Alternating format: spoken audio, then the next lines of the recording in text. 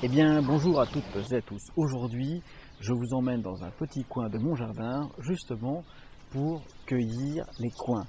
On arrive maintenant à la saison où on a euh, ces beaux fruits. Alors, ils arrivent à maturité lorsqu'ils ont un léger duvet dessus et ils sont très parfumés. Donc là, nous sommes fin octobre, bien début novembre. C'est la saison de les cueillir. On va pouvoir en extraire des jus pour faire des gelées et d'autres préparations.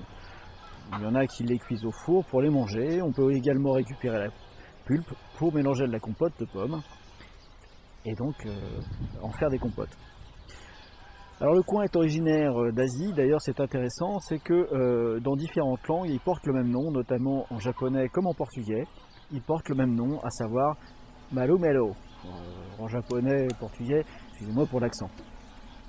Nous avons donc ce fruit dont on va maintenant parler après en avoir cueilli quelques-uns dans l'arbre.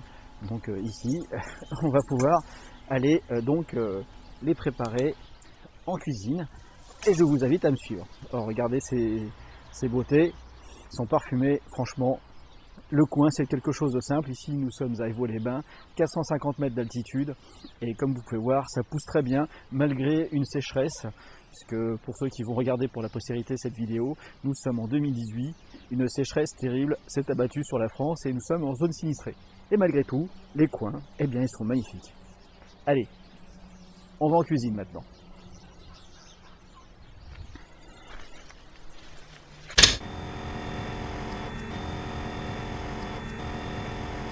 Bon, alors, maintenant nous voilà dans la cuisine.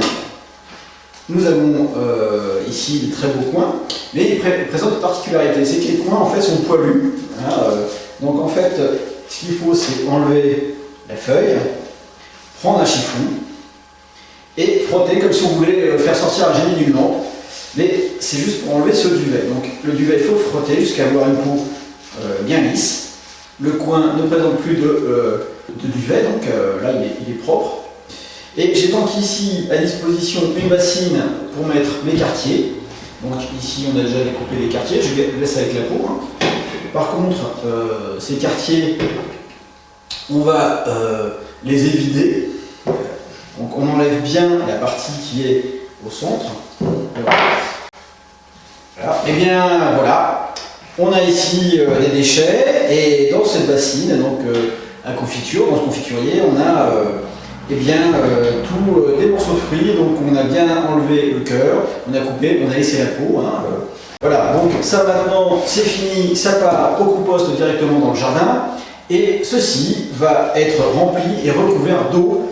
Alors vous voyez ici dans la bassine qu'il y a suffisamment d'eau parce que il faut que ça recouvre complètement le coin, vous voyez, et que l'évaporation va être suffisamment importante pendant la cuisson. Alors maintenant, je prends ceci, hop, attention, c'est lourd, et il ne reste plus qu'à lancer ça, la cuisson à feu vif.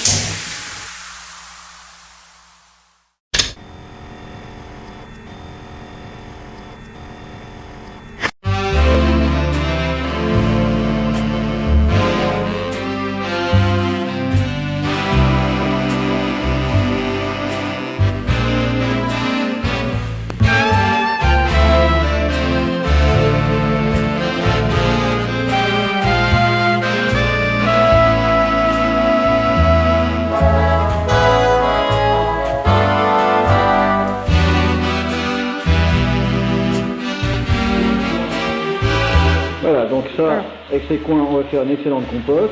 Oui. Et avec le jus qui reste, on va le laisser refroidir gentiment afin de le réserver dans un frigo pour le traiter le lendemain.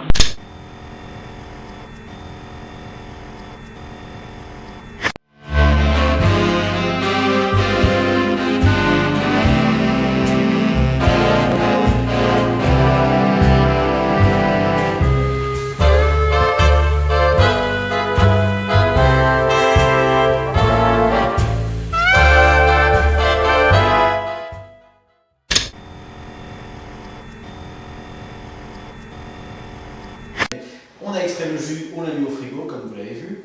Et maintenant qu'on a les coings qui sont cuits, alors cuits parce qu'ils sont légèrement orangés.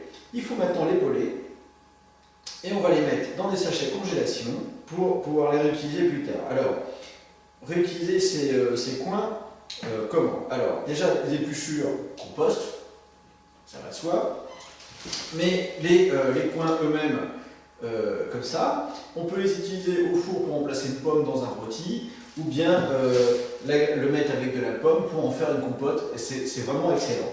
Donc voilà, rien ne se perd, rien ne se crée, tout se transforme. Maxime de Monsieur de Lavoisier. On va se retrouver, non pas maintenant, mais demain, pour vous dans quelques secondes, mais demain, pour la suite des opérations, puisqu'il faut attendre que le jus est complètement refroidi pour avoir une meilleure gelée. Alors, moi je continue de peler mes petits coins, et vous, je vous souhaite une bonne nuit, ou une bonne seconde. Moi en tout cas, je vous retrouve dans quelques secondes.